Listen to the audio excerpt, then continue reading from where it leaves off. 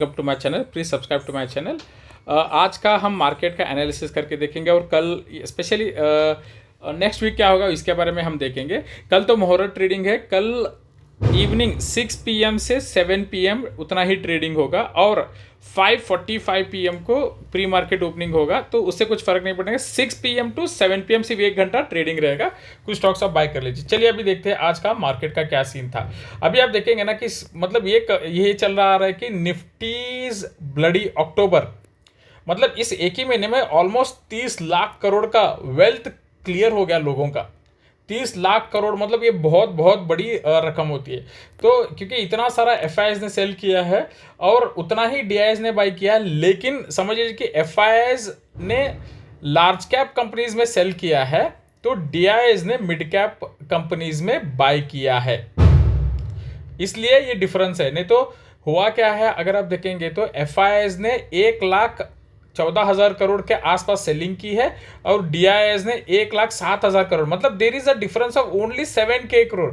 लेकिन पॉइंट क्या है कि उन्होंने सेलिंग दूसरे कंपनी में किया है और डी ने बाइंग दूसरे कंपनी में किया है। सो मार्केट में कुछ फर्क नहीं पड़ा है। तो द पॉइंट इज कोई टेंशन लेने की जरूरत नहीं है, मार्केट किधर नहीं जाने वाला है। एवरी मंथ 25,000 करोड़ का SIP से म्यूचुअल फंड्स के पास आ जाता है। तो अभी ये सीरीज भी खत्म हो गया। Just wait for the November, जो भी यूएस का इलेक्शन है नवंबर 3 तारीख को, नवंबर 5 तारीख को आपको रिजल्ट मिल जाएगा। इसके बाद आप देख सकते हो। And also not only this one but also rate cut की भी बात होने वाली है यूएस की। When it is on November 7 को रेट कट की भी बात होने वाली है यूएस की।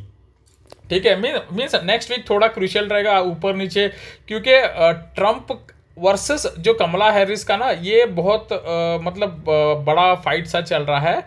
लेकिन ट्रंप के जीतने के चांसेस ज़्यादा है, ये वहाँ पे निकल आ रहा है। लेकिन कभी न्यूज़ आता है कि दोनों के बीच में नेक टू नेक है। लेकिन एक होता है ना कि ट्रंप का थोड़ा सा पिछले 5 साल से जो गवर्नमेंट था उसका एंटी इनक्यूमेंसी होता है, राइट। तो अभी ये देखिए क्या आया है कि मार्च 2020 के बाद मतलब इतना बड़ा सेल ऑफ इसी मंथ में आया है, मंथ ऑफ अक्टूबर। तो ये एक न्यूज़ है, राइट। तो now let's go to this one. अभी देखिए यहाँ पर आप देख सकते हो what has happened in the market is कि FIs, okay, these are the FIs 1,14,000 crore का सेलिंग किया है और DIs मतलब उतना हुआ है तो DIs ने इसी महीने में 1,07,000 करोड़ का बाइंग किया है। मतलब अगर आप दोनों को देखा ना तो ओनली 7,000 करोड़ का सेलिंग हुआ है। तो लॉजिकली देखा जाए तो सिर्फ इतना सेलिंग हुआ है तो निफ्टी क्यों 7% डाउन होना चाहिए।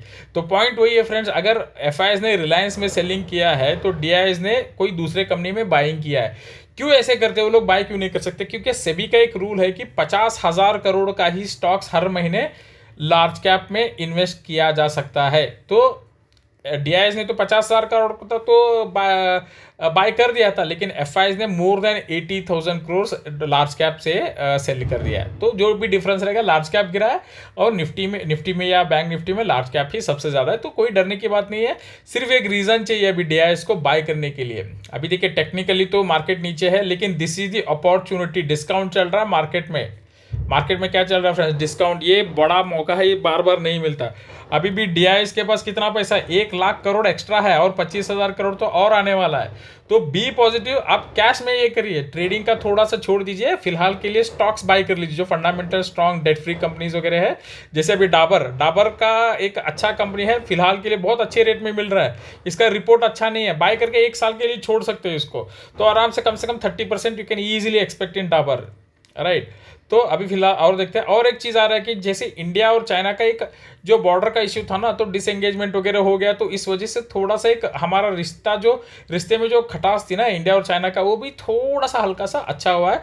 That's why like the news is coming कि India China troops exchange sweets करके।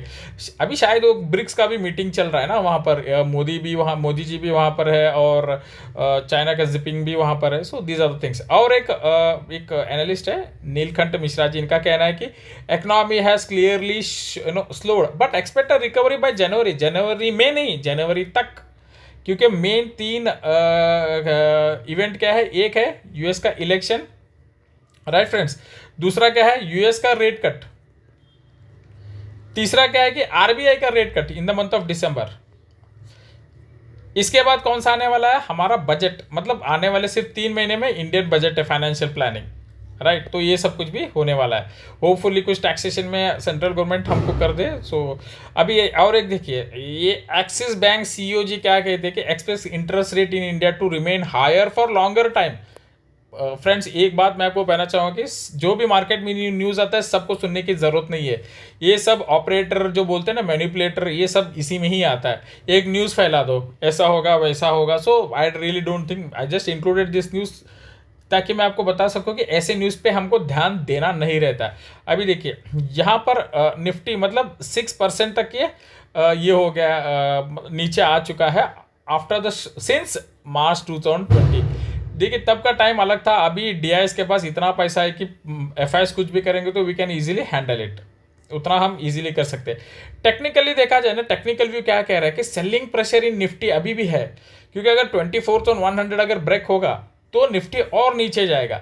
और ये कब ब्रेक होगा, आप ये कर लीजिए फ्रेंड्स, अगर न्यूज़ बहुत बड़ा नेगेटिव आता है तो। अभी तो ईरान इसराइल का भी जो था ना वॉर, शायद वो थमसा गया है, क्योंकि ईरान ने क्या किया, इसराइल ने क्या किया, ईरान के न्यूक्लियर जो भी उनका फैसिलिटीज़ थे, उनके बिल्डिंग्स न्यूक्लियर रिलेटेड थे, तो उसके ऊपर अटैक नहीं किया, ओके। और उसके अलावा जो भी ऑयल की जो फैसिलिटीज़ थे उसके ऊपर भी अटैक नहीं किया, तो मतलब ज़्यादा फर्क नहीं पड़ा ईरान के ऊपर अटैक का।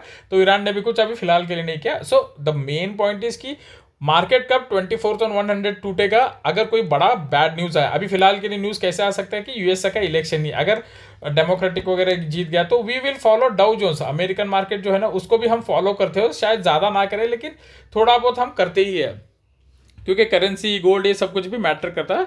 और यहाँ पर देखिए आज का जो मेन रीज़न था जो सेंसेक्स इतना गिर गया कि आईटी स्टॉक्स ही गंदी तरह से गिर गया। आईटी स्टॉक्स ने लीड लॉसेस में ये किया, एचसीएल हो गया या फिर टीसीएस हो गया, ये बहुत गंदी तरह से गिर गया। I will cover the indices कौन सा ये गिर गया। अभी देखिए यहाँ पर आप देखेंगे ना, आईटी, एफएमसीजी और बैंक्स तीनों ने मिलकर आज निफ्टी को खींच लिया है नीचे। बैंकिंग स्टॉक्स जो बैंक निफ्टी में है ये तीनों ने मिलकर ही पूरे मार्केट को आज खींच लिया। बड़ा सा रेड कैंडल ये बन गया आज, राइट, ऐसे वाला बड़ा रेड कैंडल बन गया, मतलब रिकवर करने की कोशिश कर रहा है, नीचे आ रहा है। और एक चीज़ है कि गोल्ड फाइनली इतना ऊपर जाने को थोड़ा सा भी कंसोलिडेशन ऐसे पे है फिलहाल के लिए, तो ये चल रहा है, लेकिन नेवर नो, लेकिन after recording hitting a record high. अभी आप देख रहे हो कि अमेरिकन मार्केट में डाउ जोन्स जो है ना ये 240 पॉइंट्स डाउन है। सो एज S&P 500 मतलब अमेरिका के टॉप 500 ये स्टॉक्स होते हैं, राइट। और ये नास्डाक मतलब अमेरिका के आईटी स्टॉक्स, इसमें माइक्रोसॉफ्ट, गूगल, जो भी आईटी स्टॉक्स होते हैं वो वाले, ये भी बहुत गंदी तरह से गिर गया। जो हमारा गिर गया था ना ये गंदी तरह से यहाँ पर भी गिर चुका है। तो उनका भी मतलब they are actually waiting for the US election. Positive news America में ये आया है, why I'm covering the American news की, उसको हम थोड़ा बहुत फॉलो तो बिल्कुल करते हैं। इनिशियल जॉबलेस क्लेम्स मतलब क्या होता है कि मेरे पास पैसे नहीं है, मेरे पास जॉब नहीं है, मुझे मंथली इंश्योरेंस दो। अमेरिका में ये सिस्टम चलता है कि अगर कोई जॉबलेस है तो उसको थोड़ा सा रोज़गार, जिसके पास रोज़गार नहीं है तो उसको एटलीस्ट रोटी कपड़ा मकान जैसे बेसिक चीज़ें फुलफिल हो जाए करके गवर्नमेंट पैसा देती है। उसका क्लेम जो करते हैं ना वो ड्रॉप हो गया, वो कम हो गया, मतलब बीटिंग एक्सपेक्टेशन मतलब सबको लगा था कि अभी तो लोग ज़्यादा अप्लाई करेंगे ऐसे सोच रहे थे, लेकिन वो कम हो गया। So which is a good sign. लेकिन फिलहाल के लिए यूएस इलेक्शन की वजह से ही मार्केट अभी फिलहाल नीचे है। एज वेल एज फेसबुक का भी कुछ न्यूज़ आया है कि उनमें रिजल्ट्स का। अभी देख लीजिए गोल्ड कितना गिर गया, ऑलमोस्ट 2% आप इसको पकड़ सकते हो। 2% गोल्ड गिर गया इतना ऊपर जाने के बाद। आज का क्या हुआ है ये देख लीजिए, मतलब नीचे ऊपर होते होते निफ्टी मतलब यहाँ पर ही घूम रहा है कंसोलिडेटिंग। बैंक निफ्टी मतलब गया तो था 500 पॉइंट नीचे तक, लेकिन वापस से थोड़ा सा रिकवर कर गया। सो बैंक निफ्टी भी गंदी तरह से गिर चुका है। सी टुडे एफआईज ने इतना सेल कर दिया 5,800 करोड़ और डीआईज ने 3,500 करोड़ का बाइंग कर दिया है। ये रहे आईटी स्टॉक्स। देखिए एचसीएल टेक 3% डाउन, टेकएम 3.5% डाउन और टीसीएस 2.8% डाउन, और आईटी में ये भी है।